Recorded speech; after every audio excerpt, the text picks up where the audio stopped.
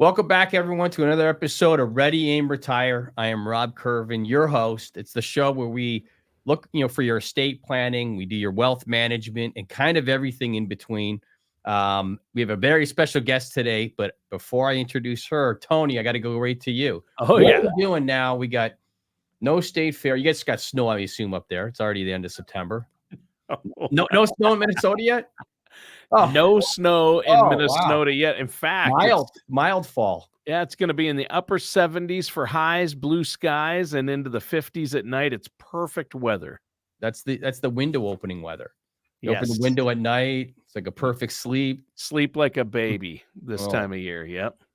Okay, Tony, I don't want to jab too much with you because we got a big get today. Yeah, you got a huge get for the show. I don't know how you got this guest, but this is awesome. We got our ways.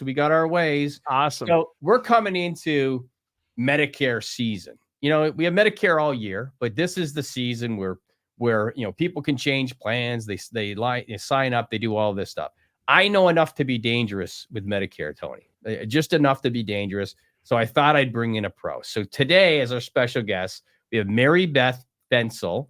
Not to be confused with Fancy or Fencl, Maribeth Fencl. We were just discussing that off air, the way that can go.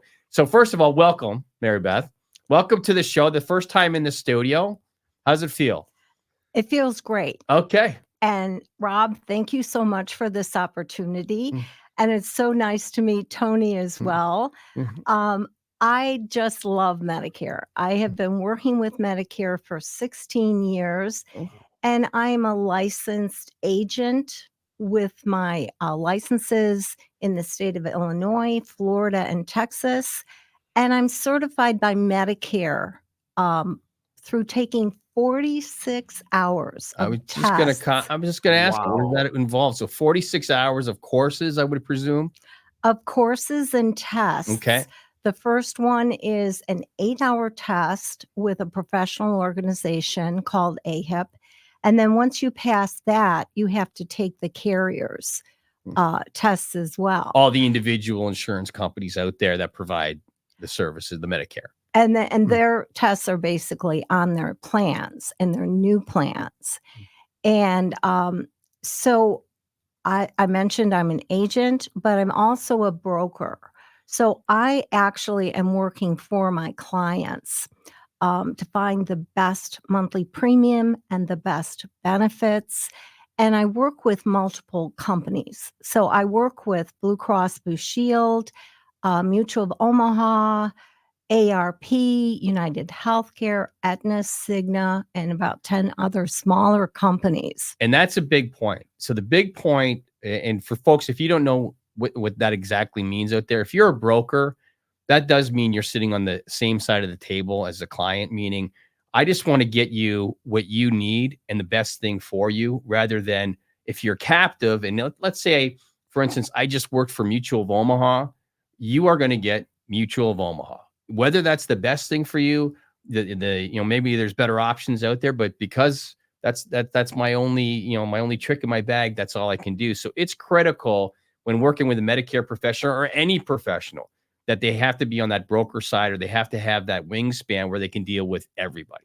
So sorry to interrupt, but I want to make that point because I think that's a really, really big point that people might not realize. I think, and you explained it very well, and you used the term captive agent, because when you are a captive agent, you are actually working for Blue Cross Blue Shield or Mutual, etc. And I firmly believe that people need to understand Medicare, how Medicare Parts A and B work, as well as how the supplementary products like the supplement and the Advantage Plan work. So I also do Medicare workshops all year round. They're 3 in a series. The first is getting started in Medicare. The second is saving money on Medicare Supplement and Medicare Advantage Plans. And the third is choosing a Medicare Supplement plan and a drug plan.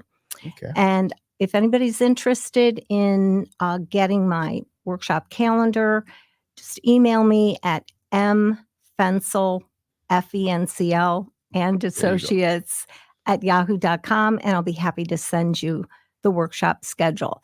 The workshops are free. Okay. Wow. And where do you hold these?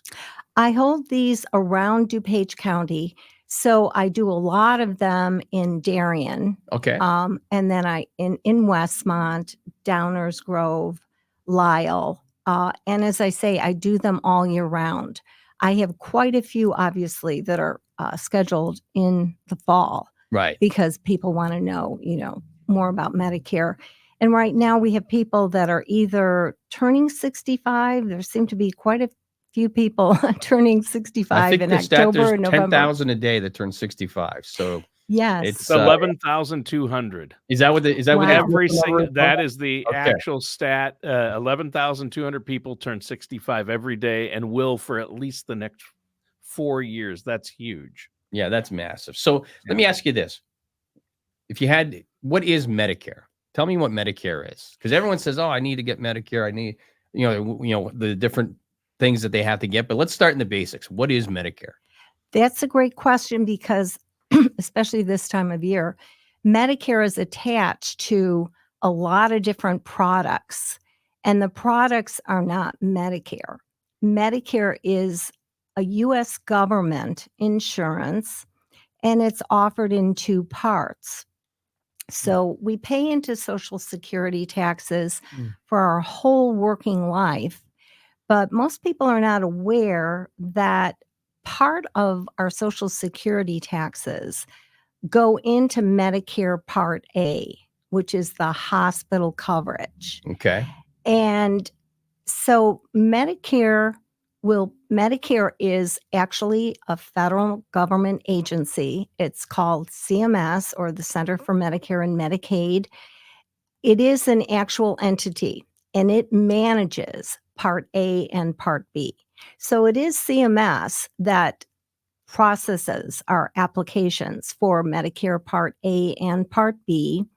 So with Part A, we're paying into our Social Security taxes, and a part of that is going into the Medicare Part A benefits at 80%. Many people may know that Medicare Part A is hospital coverage, but we tend to picture hospitals like full service hospitals like Central DuPage, Edwards, University of Chicago, Northwestern. Mhm. And the overnight stay at those hospitals is covered by Medicare Part A, but there's actually 4 categories of hospitals that are covered by Medicare at 80%. And so the first would be the overnight stay in a hospital. The second is skilled nursing. And skilled nursing is that situation where you have a health incident, you go to the hospital, they keep you in the hospital, and they're running tests for 3 days. And then on the 4th day, you and hopefully a spouse or a friend or an adult child will be with you because the patient care team is going to suggest that they think that you may have to be hospitalized for up to 20 days. And they will give you a list of the facilities that you can choose from. And in our area out here, Marion Joy is a huge full service skilled nursing facility. Skilled nursing meaning that you have nursing care 24 hours a day, 7 days a week. Okay. And then, and that requirement of the 3 days is not so that, Edwards can make $900. I'm sure they are making quite a bit of money, but that is a Medicare requirement. So don't check yourself out. When I Right. first started giving my workshops, I would have somebody in the middle of the workshop saying, "Oh, I'm not going to stay for three nights. I'm going to go home if I feel okay." And the problem is that if you do that, you will get a letter from Medicare saying, "Maribeth Fencl, you were in Edwards Hospital on such and such a date. You want to go to Burgess Square, but now you're going to have to pay the whole cost." Really? So the requirement is you have to be there for the 3 nights before it really kicks in. Am I reading that right? Or Exactly. Okay. Wow, I didn't know that. Medicare and the providers, they really are very careful about our care, about the government's money, about, patients' money, and that is a requirement. Huh. But that's why I want people to Yeah, understand that's that. interesting, right? That you make sure you stay there. Folks, if you're listening, one takeaway, Good stay in tip. the hospital. No one wants Yeah. to stay in the hospital, but in this case, I think it works. Yeah, because the only way Medicare doesn't really cover long-term care, right? But if you have a 3-day or more hospital stay and need rehabilitation or can't do certain things on your own, they'll cover at least up to 90 days in some cases, right? That is correct, Tony. And actually, that's a great segue because, excuse me, the third category is what they call home health care. And people confuse that with the long-term insurance where they can hire a caregiver and have them come to the home. But long-term care has to do with quality of life. Are you mobile? Can you get to the bathroom? Can you bathe yourself? Can you dress yourself? Can you feed yourself? That's quality of life. Mm-hmm. Medicare will never pay for just quality of life. It only has to be health care. So the home health care actually refers to the 3 therapies: speech therapy, physical therapy, and occupational therapy. And if that is conducted in a hospital or a skilled nursing facility, it will be billed to Medicare Part A. But many times we have scenarios, for instance, people who have heart attacks or they have knee replacements, they need physical therapy. And I had a situation last summer. My sister had a birthday party and she has 2 cats. The cats are 10 years old and the little boy cat, Buddy, is blind, totally blind. And Buddy was sitting next to me on the chair, and when my niece and her husband and her mother-in-law and her baby walked in, I reached down to try to hold Buddy gently just to make sure he didn't jump off. Right, sure. And I don't know if it was because I didn't turn to him, but anyway, he chomped down on my hand. Oh, And come on, buddy. The world. I'm telling you no. the story exactly. It looked like just 2 rather small puncture marks. That was at 1:30 on a Sunday afternoon. But by 6:00, my hand was swollen and throbbing, very painful. And I went to Good Sam Hospital. They ran x-rays. They gave me antibiotics. Luckily, I had the whooping cough vaccine, which is a combo vaccine. It also contains tetanus. So because of our little nephew, I had that, so I didn't have to get that. But it was a 2-month odyssey to get my hand back to normal. No kidding. Oh No my kidding goodness. is right. And it was so swollen and so painful for a full month. I saw my primary care doctor 4 times. I saw a hand specialist probably 6 times. And finally, the last month, I was doing outpatient occupational therapy at the Illinois Bone and Spine Facility in Ogden in Hinsdale. Okay. And Medicare and my supplement plan paid for everything. The cost was probably $6,000 or $7,000. For sure. And they paid Yikes. for everything. And Wow. I wanted to tell this story because of the fact that, first of all, you think a cat bite, well, big deal. Well, you'd be surprised. Right. It sounds like a big deal. But the other thing is that a lot of people, I've heard of 2 scenarios with my clients where they developed kidney disease and they said that they got it from a cat bite. So Really? so if you have, and my patient is now not my client. Yeah. He is a paraplegic. He had to have part of his legs From a removed. cat bite? Well, that's what he says. It was from kidney disease. It led to kidney disease, and he had to have these amputations, and he has dialysis. Oh my goodness. And so I'm telling everybody so that they're very careful with their pets, and especially the cats, because their teeth has a lot of bacteria, and it goes very deep. My goodness, what an ordeal! What an ordeal! But I live to tell about it. You And my did. hand looks normal. Wow. Yeah. So let me segue into. So there's many different parts of Medicare, and they're enough to be confusing. So you kind of touched on Part A. What's Medicare Part B?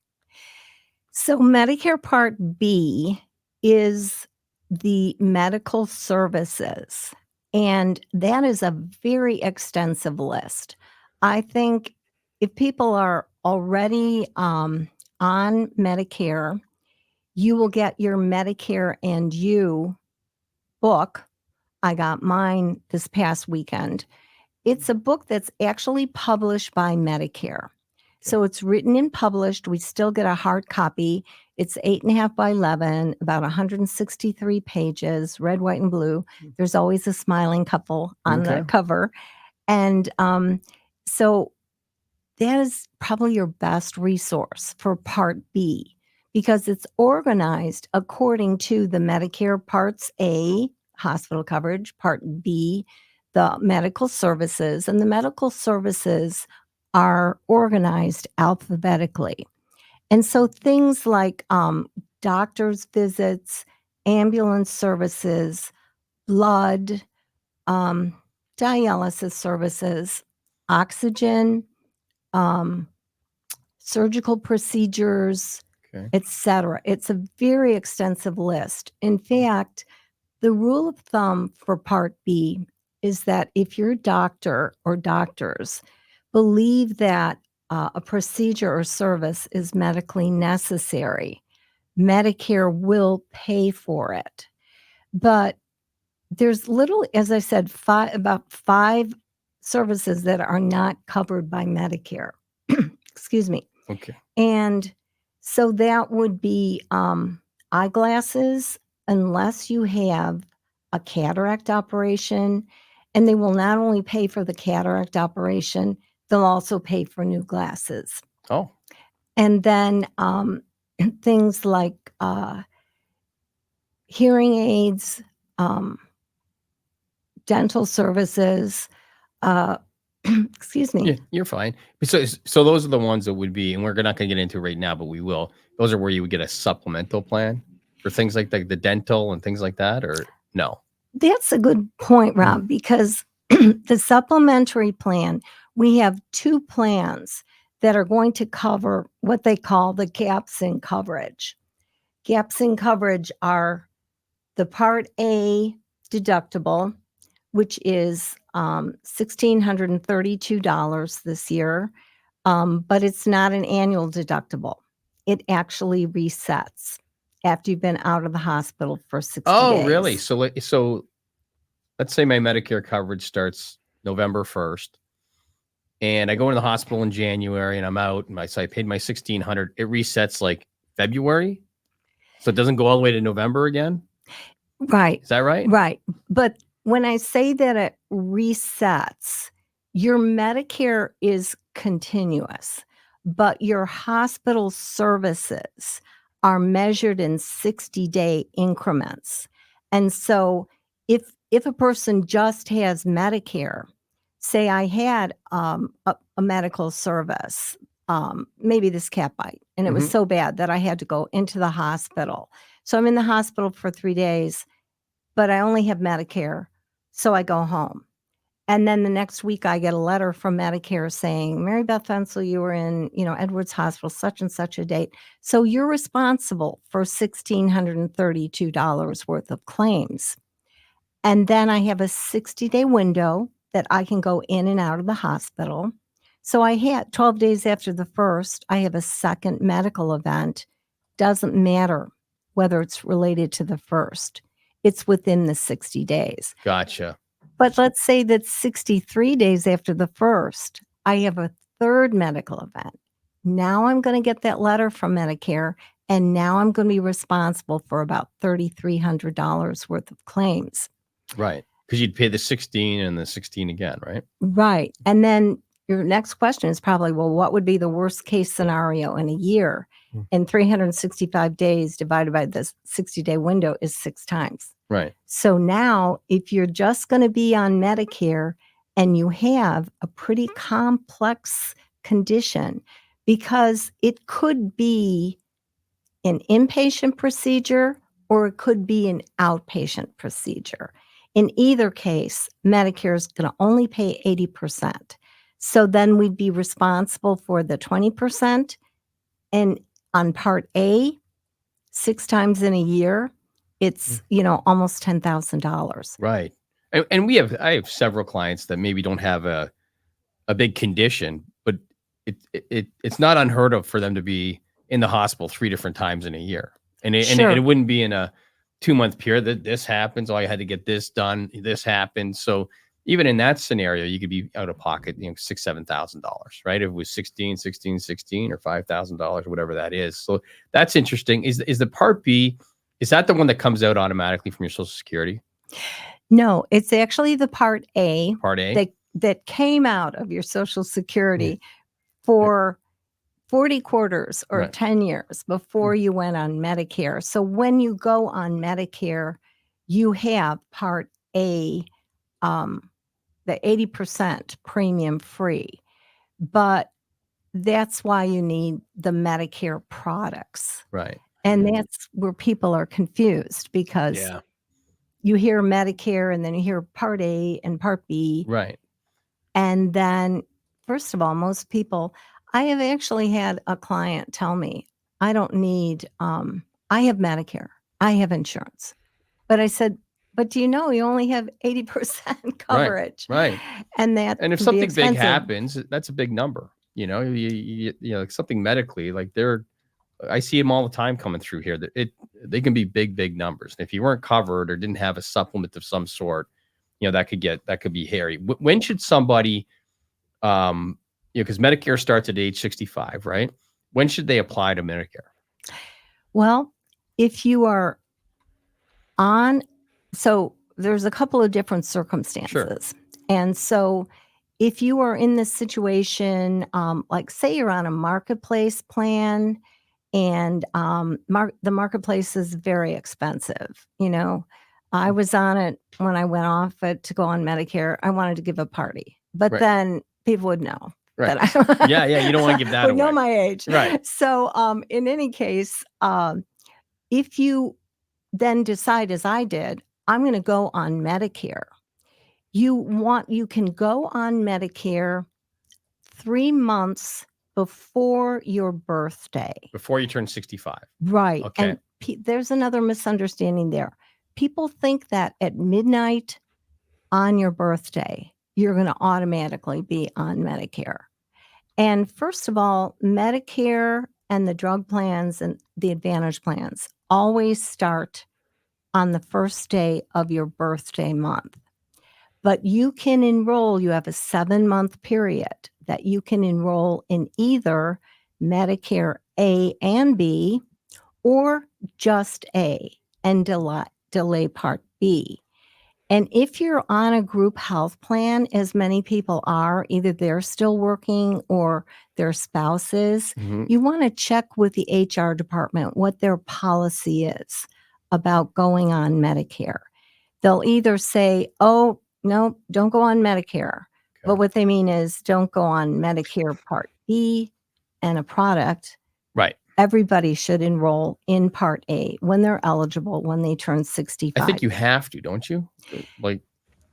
That is also another misunderstanding. Yes, you'd have a year to go on Part A. Okay. But obviously, if you're on a group health plan, you should do it anyway because it's already going to be no premium for you. Right. But if you delay it past that year, you're going to get a penalty on the Part A. Oh, wow. And there are 2 penalties on these Medicare Part A and Part B. And the first one is the penalty on Part A, and it could be, it depends on how long you paid into your Social Security taxes. And so it could be anywhere from $298 a month for that premium to as much as $505. As a penalty? As a penalty. Oh, my goodness. And the penalty lasts twice as long as you delayed enrolling.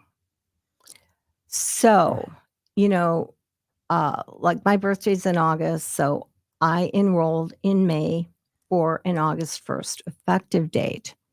But say that I had been on a group health plan, and many people are now understanding about delaying Part B, but they're not aware that there's also a Part A deductible. And it seems like after the pandemic, Medicare is coming down fairly hard on these people who haven't enrolled, because I hadn't heard about this penalty, that they were actually Right. enforcing it.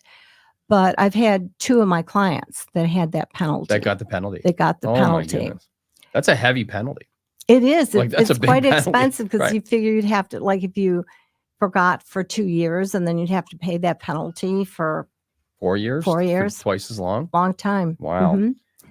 All right. So before we don't want to run out of time here before we get to some of these big hitting questions. So what are Medicare supplement plans? So let me give you what I know about it first, and then you can correct everything I'm about to say. So we have many clients come in here, and they will, they go for Medicare supplement plans, and they get them wherever they get them. Maybe it's online, maybe they knew somebody, however that works. And some are getting this Advantage plan, and some are getting the individual supplements where they're paying X amount for each one that they want. And I have some people say, "Oh, Medicare Advantage is terrible. That's no good for you." And I don't know. That's why you're here. But walk us through the different kind of plans, and then walk us through, like, is Medicare Advantage, like, I don't know anything about it, but the premium is free. So my pushback, when clients are saying to me, they're like, "Well, nothing's free, Rob. You get free," we don't. Just so everybody knows, we don't do Medicare here. We're a financial planning firm. That's why we have the pro on today. So I don't know. So I can't even give them advice on it, Maribeth. I can't even go like, yeah, they're terrible, or they're good, or this is why. So walk us through the Medicare plans, the supplement plans, and then hit on the Advantage plan, and like maybe get rid of some of the myths and misnomers out there. Okay. So first of all, to clarify, Medicare itself, the agency, is Part A and Part B. Okay. And so you have to either go online or go to your Social Security office to enroll in it. But all that is managed by Medicare. So Medicare is going to manage your 80% of your claims. And then you've got that 20% that's still laying out there. And you've got the 2 deductibles. So there's actually 5 what they call gaps in coverage, Okay. which is what brings us to why we need either a Medicare supplement plan or a Medicare Advantage plan. So with Part A, you've got that $1,632 deductible, and it could run 6 times, which is pretty expensive. And then the 20% coinsurance. Now, and then with Medicare Part B, you have a one-time annual deductible of $240. After you satisfy that, you have 100% coverage on Part B as well. Okay. So if you get a Medicare supplement plan, and it could be any of the letter plans, all the letter plans, A through N, all have the same Part A coverage. Okay. Which is they're going to pay that $1,632 every time it occurs, and they're going to pay the 20% coinsurance on Part A. So day one, you have to go to the hospital, or you need skilled nursing, or those therapies, or hospice care. You're covered at 100%. If you have a Medicare supplement plan, the Medicare supplement plans, that's their technical name. Okay. Medicare supplement, but we have a verb in there, supplement. So people get confused, and they'll tell me, "Yeah, I have a Medicare supplement plan." But no, it turns out they have a Medicare Advantage plan. Oh. So with the Medicare supplement plan, you are going to have a monthly premium, but generally on the very best plan that's offered these days, which is the plan G as in George, you will only have that small $240 deductible. That's the only thing you're going to pay for other than your monthly premium. So you pay your monthly premium. If G's the one for you, you pay the monthly premium, really no more out of pocket. Everything else is covered other than the $250 or whatnot. Except the $240. Yeah. And that's only on the Part B. I've heard, like, our family doctor referred to Medicare Supplement Plans as single pay. And that is pretty much the truth.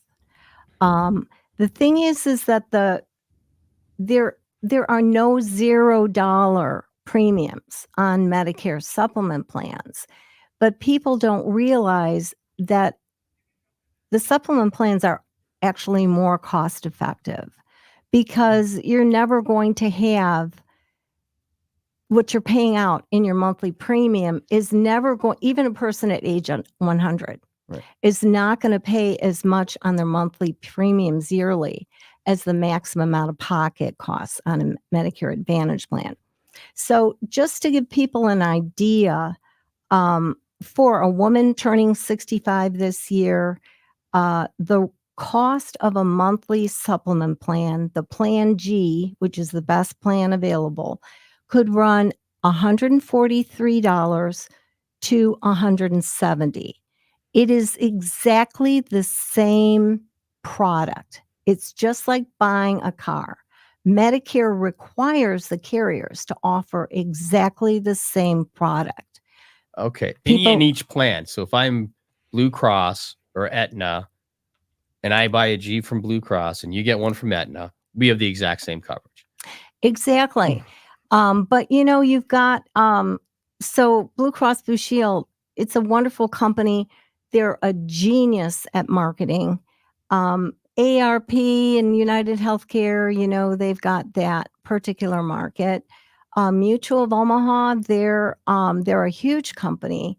They're just as big as the other two. They're very solvent, but they don't do advertising. They pass the savings on to their clients. And that's something that people are not aware of. When I work with people, I do the research on their age and zip code, and I put together a cost comparison chart so that they can see the difference. And then they can choose, because I work with all of these companies and they're wonderful. Now, as time goes on, when you first turn 65, you have what's called guaranteed issue, which is as it sounds. Mm-hmm. You don't have to answer any health history questions. The carriers have to give you their product at the preferred pricing. Now, Blue Cross Blue Shield is the only company that will never ask you underwriting questions. Oh. So I work with the U.S. renal dialysis centers. Those people with end-stage renal disease, that could be a disqualifier, but Blue Cross Blue Shield will always take them. For a man turning 65, the range is $162 up to $193 for exactly the same product. So that goes back to the very beginning of our conversation where you said, I'm a broker. I deal with all of these companies. So if I happen to be a captive agent with Blue Cross and I'm getting the G plan, it could, in theory, be higher than what's available from all these other ones, which is why it's important to deal with somebody that has these opportunities, right? If everything is the same, then you're kind of just really want the best price, don't you? You do, but some people are, they have an affinity for some of the companies because they've had their plan, Sure, on I the could see group health that. plan, Like that kind of thing. I have Blue Cross, so I could see me being just give me the Blue Cross one without knowing this information that it's all the same, right? Exactly. Before we go, touch on, so what is the Advantage plan? Okay, the Advantage plan is called the Advantage plan because it has the drug plan component in it, and you don't have to pay the monthly premium. For like a separate drug plan. Yeah, Okay. on the Medicare Supplement Plan, it's only the health coverage. So if you want, most people need a drug plan. Sure. Those drug plans, the premiums run between $10 to $175. $170 plan is for those people that have very expensive Sure. drugs. But you need to get a drug plan when you're getting the Med Sup. However, the Medicare Advantage plans, their name is because you don't pay an extra premium for those medications, but you are going to pay a copay. And the Medicare Advantage plans work like what we're all used to, under 65. They're network based. So we have to, if somebody expresses that they want a Medicare Advantage plan, then I will ask them for the name of all of their doctors, where the office is located, not the address, just the city. And then I look it up on the Advantage Plans directories to make sure that all of the doctors accept the plan. They're network based. So these days, whether it's an HMO or a PPO, now they're not charging a $0 premium. It's a $0 premium, but you have copays, and that's where it's pay as you go, and that's where people are confused. Right. You have so on an Advantage plan, first of all, we want to make sure that the doctors are on that plan. Secondly, that they understand if they have an HMO plan, because the HMO plans have only one maximum out of pocket. That's the number that we always have to look at on Advantage plans. They've all done away with deductibles, but the maximum out of pocket can range on an HMO. The maximum out of pocket could range from between $3,000 to $7,000 a year. Wow. On the PPO plans, you have two maximum out of pockets: in network, out of network. The out of network costs are going to cost you about 75% more than the in network. And that's the number that you especially need to know if you're on a PPO plan, because some companies will charge you the full $6,000 for in-network and $10,000 or $11,000 on the out-of-network. And you can say, which I said before I understood how these worked, oh, but I'm only going to use in-network doctors. Well, if you're going to be going into the maximum out-of-pocket amount, that's because you have a complex condition. Sure. And you can choose your surgeon. You can choose the surgeon that's going to be in network. But if you're in an operating room, Tony, can you think of a particular service in an operating room that you would need to have?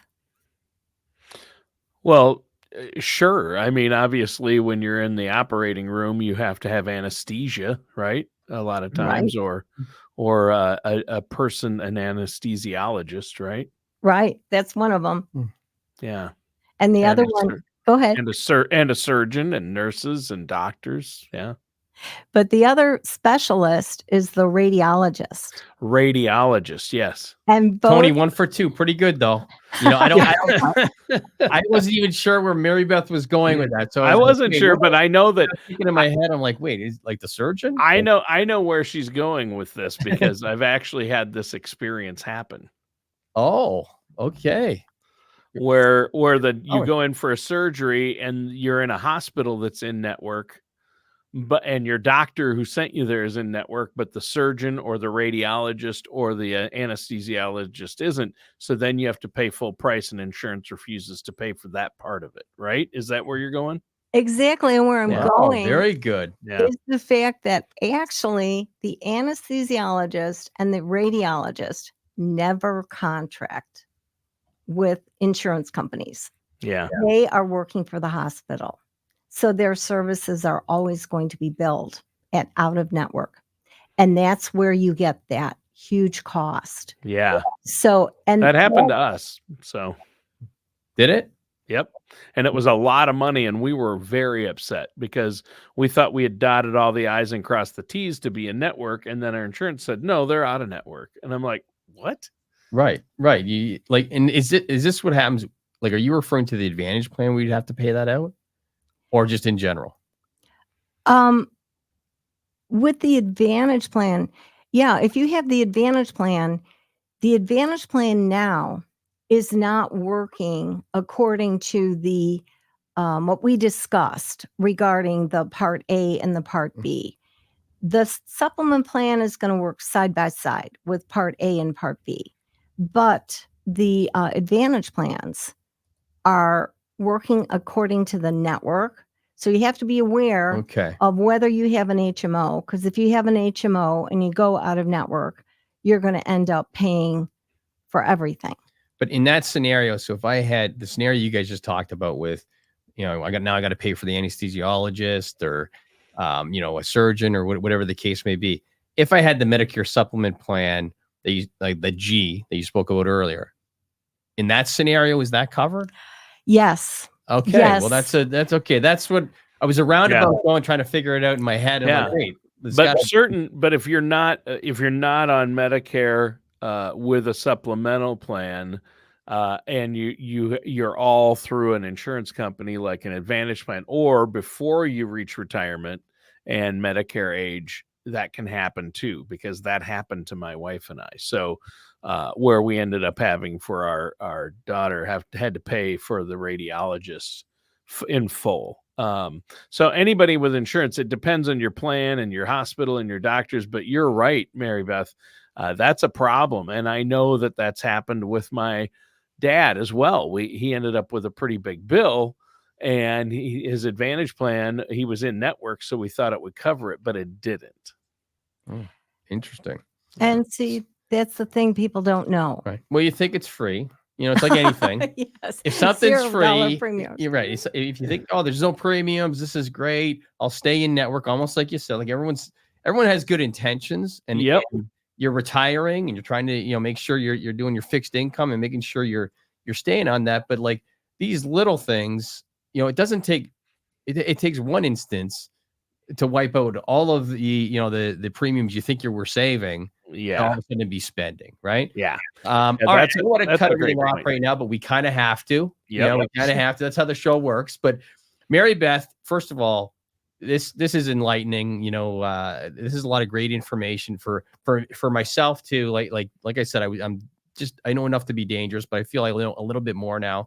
Can you do us a favor and give the listeners, your contact information, because this is the season where people have opportunities to maybe look at this a little deeper and say, you know what, am I on the right plan?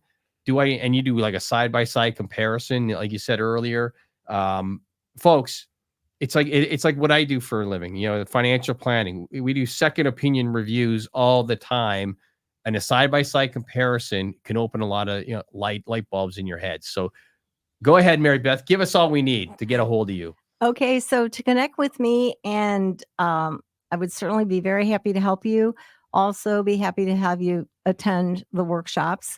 You can reach me at either 630-418-0906, or my email is M like Mary and my last name Fencl, F like Frank, E, N like Nancy, C like Charlie, L like Linda, and then the word A-N-D, and then the word associates, ASSOCIATES @yahoo.com. Fantastic. Well, that's all good. Right. Reach out to Maribeth if you get Medicare questions, and this is the time to do it, because when's the open enrollment? Soon, right? Yes, the open enrollment starts on October 15th. And it runs through December 7th. The effective date will be January 1st of 2025. Okay. But here's something that I've been hearing from my clients over the last 2 days. The drug plans are going to be changing. I'm hearing that at least 2 of the carriers are really going up on their monthly premium. Meaning we, the agents and brokers, do not have access to all of the drug plans until probably October 11th. So, if you need help with your drug plan, feel free to contact me. I'll ask you to send me your list of medications and the dosages. but I will have to hold it until I can run your drug report with the new drugs on October 11th. Perfect. Well, that's perfect. And you must be pretty busy between October 15th and December 7th, I'm guessing. Oh, I am. It's amazing. It's like hibernation time. Yeah, right, it's well, like thank tax you again, season for Maribeth. tax CPAs, right? Well, that same sort of thing, right? Yeah, yeah. Well, Tony, hey, again, thank you for joining. Yep. Maribeth, great to have you on the show. There's so much to Medicare, and I know our listeners, if they have more questions, which they will, they'll give you a call and Rob a call. But great show today. That does it for today's episode of Ready, Aim, Retire with our host, Rob Kirvan. All right. Thanks Rob, so you much. you have to stop the recording today, Rob. Oh, yeah. So most of the time, Tony does this. So now if I have someone in, so then I hit it twice, right, Tony? Yeah.